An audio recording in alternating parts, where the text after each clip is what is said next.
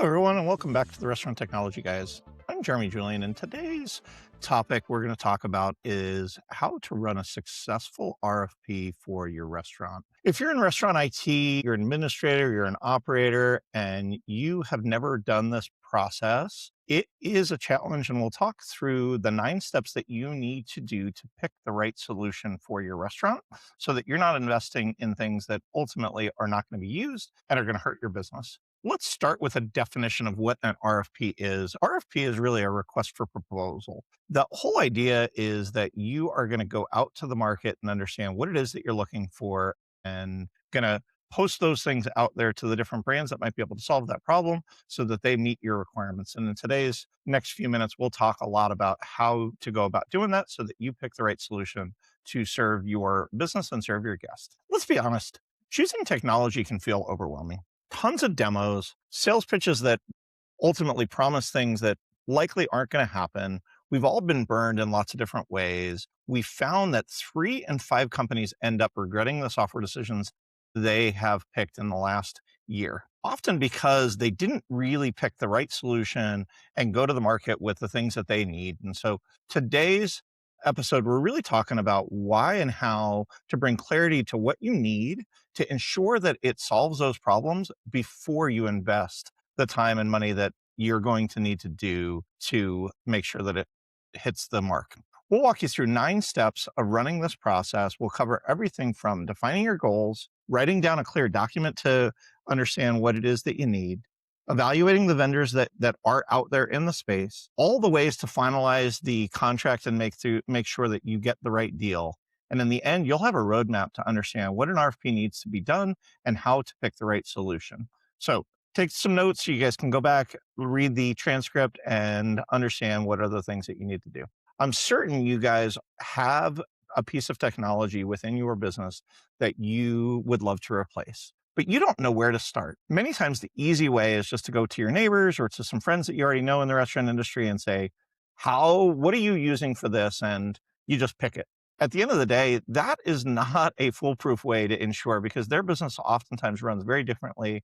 Their demands are different. Their skill sets are different. Their clientele might be different. And so the first thing we encourage everybody to do is to define the problem that you're trying to solve for. What is it that you're trying to get done? And what are the goals that you are looking to solve for? The first step is really pinpointing, what do you need from this technological solution and what would success look like? It oftentimes sounds obvious, but I encourage all of our listeners out there to write these things down, because you'd be amazed how many people see a shiny object and just go jump at a solution without truly understanding what it is that you're trying to solve for. I would also encourage all of our listeners to go talk to their team. What is not working? Why are we making this choice? Is it too slow? Is it unreliable? Are there features missing? Are guests constantly complaining about it? What are the things that we are trying to solve for? And write them down. Force rank the top 3 to 4 things that you are looking to solve for in this solution,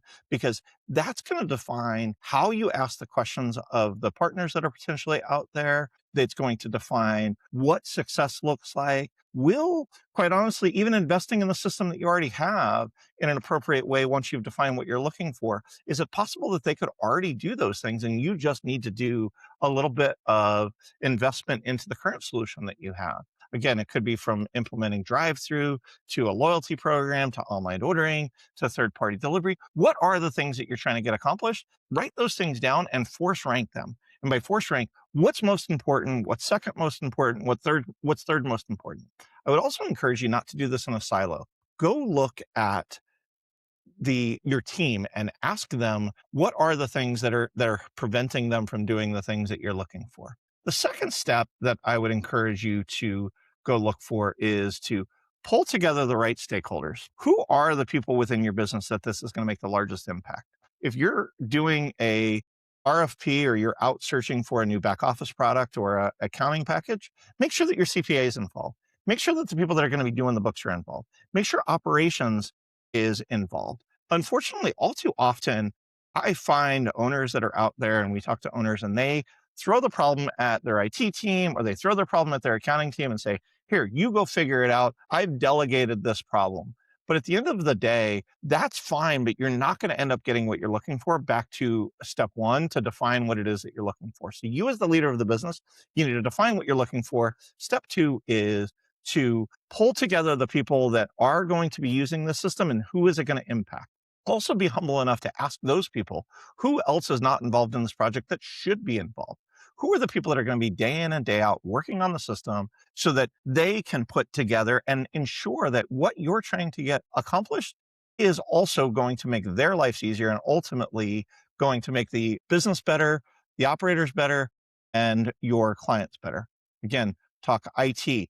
IT is going to be one of those groups that oftentimes projects land at their feet because everything in today's day and age has technology involved in it, but IT can't do the projects alone. They need to make sure that they pull in the rest of the stakeholders that are going to be part of that. So again, whether it's marketing, operations, finance, IT, HR, training, all of those constituents for whatever the solution is need to be consulted and need to be brought into the team to make sure that they also are in agreement with the vision that you're casting. One last piece I would say to those operators out there, if you're in a franchise environment, get some of your largest franchisees or your most influential franchisees to make sure that they are also bought into it. Because as we all know, those franchisees and those systems talk to each other. And if they realize that something is getting pushed down to them and it's going to cost them additional money without them being consulted, it's a huge burden to the system and it's going to create dissension and ultimately oftentimes ends up being the reason that a project fails. All right, we've got our goals in order. We have our team put together. Now, the next path is to create a plan to be able to execute this. Oftentimes, the visionary is not the one that should be creating that plan, but there are going to be people on your team that can help and write out clear, delineated, focused RFP information into a document. That document could be a shared Google Doc or a Word document that's shared online. It could be an Excel spreadsheet, but it needs to be clear and it needs to be documented. Not just what your gut says, because some of the next steps lower in our video here are going to be about going out and finding different vendors. And unfortunately, our memories oftentimes are really short when we're doing these presentations. So writing down who are the vendors that can do the things that you're doing is part of the process that is going to ensure success. And so the best RFPs are not textbooks. They're just a clear understanding of what you're trying to get accomplished with this solution. So what are some of the things that you need to make sure that you are including in this document? Because ultimately we're going to send this document out to the people that we're looking to answer it. So the first thing every RFP should start with is who is the company? What is their background? How many locations? Why are they seeking this new technological solution? Sets the context. We're a full service restaurant, family style dining, 15 locations. We're looking for a new POS solution because the one that we have has been purchased by a vendor and it's declaring end of life. Super informative, helps everybody understand why you're going out to market. The second step of this document is to state those goals. Going back to phase one, what are the goals that you're trying to get accomplished? What are the things that you're trying to get this technological solution? It helps to lead that vendor down the path that says, this is what we're trying to get accomplished. If they are not the right fit for it, oftentimes it will also exclude them. If you're looking for your multi-unit brand and this group only serves single unit restaurants and vice versa, they very clearly understand what it is that you're trying to get accomplished so that you can set things on the right foot. The next step in this process, in this document, is to outline the scope.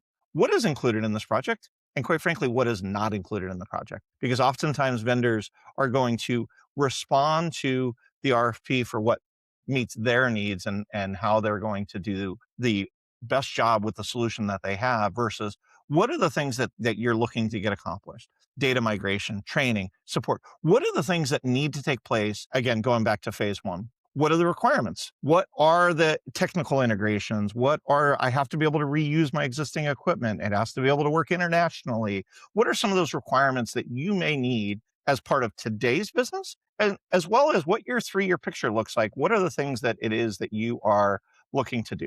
What are those functions that you need? What are some things that even in your current solution that you don't want to lose, but you also want to enhance some of the new things that are out there? And so writing those things down. If there's any technical needs that are part of this solution, I would encourage you to write those things down. Do I need to be able to do offline mode? Do I have rural locations? Do I have 40 brick and mortars and I've got 3 food trucks, but I want the same system for both. What are those technical needs that need to be part of that? Again, we talked about integrations. We talked about scalability. How big are you going to get? Are you going to be on a rocket ship of growth and you need to be able to do 20 installs a week? Some brands are not going to be able to do that. Some brands are not going to be able to manage multiple systems. And so if you've got 2 different POS systems and you're looking at a loyalty system, what are the integrations that work with system A and system B to ensure that you've got that? What type of training are you expecting? What type of support are you expecting? Does it need to be 24/7? Or if you only open for breakfast and lunch, I only need it till 3 p.m. local time. What are those things that you're looking for? And we'll talk more about support and how this partner is going to be able to bring those things to fruition. Are there any deal breakers? Are there anything that is so critical? We have a current client that he is so used to pulling up his phone and getting his sales every single morning, first thing in the morning, in the way that he's used to, that if a vendor can't replicate those sales in the way that it is that he is used to seeing them and he runs a very large brand, he won't move forward. And so that is a critical piece. So what are those deal breakers? And then what do you expect from the partner that's out there? What are you expecting them to provide to you when they respond to this RFP? Oftentimes things like, what is their company background? What are the requirements? How is it that they are going to solve this problem? Who are they? What's the executive summary of their company? What is their pricing? How do they price their product? Is it all in one? Is it modular? Is it on a monthly basis? Do they buy it outright? Is there lots and lots and lots of different ways to go about pricing, but how are they pricing their solution? And make it very clear what it is that you are looking for. If there are questions available to that partner, when can they ask questions? How often are they allowed to ask questions? Are they allowed to ask questions all the way through the process? Or are you defining how do you need the response? When do you need the response? How can they get the responses to the questions that may not be clear? In your mind, they were clear when you delivered them to them, but they're not clear to those people. What are you going to evaluate? Who is going to be part of this decision-making process? Our decision is going to be based on system functionality, ease of use, and implementation, and total cost of ownership. Okay? Make that clear to the vendor so that they understand how to put their best foot forward to make sure that you find the solution that you are looking for. If there's any terms and conditions, legal disclaimers, oftentimes one of the things that a lot of RFPs should start with, and I should have started with this even before phase 1, is to get a non-disclosure in place to make sure that they understand and the partners understand that you may be replacing the incumbent and you don't want that incumbent to know that you're out looking, because unfortunately it may hurt you. And so what are those things that need to take place from a legal perspective before you move through with the solution? I would tell you it's got to be programmatic, it's got to be systematic, or you ultimately are not going to get what it is that you're looking for. Stay tuned for part 2, where we talk about the remaining items that people need to be considering when it goes to selecting new technology and running through the RFP process. We covered the first few items on this episode, but next week we're going to drop the remainder to make sure that you have a successful go at your technology investment.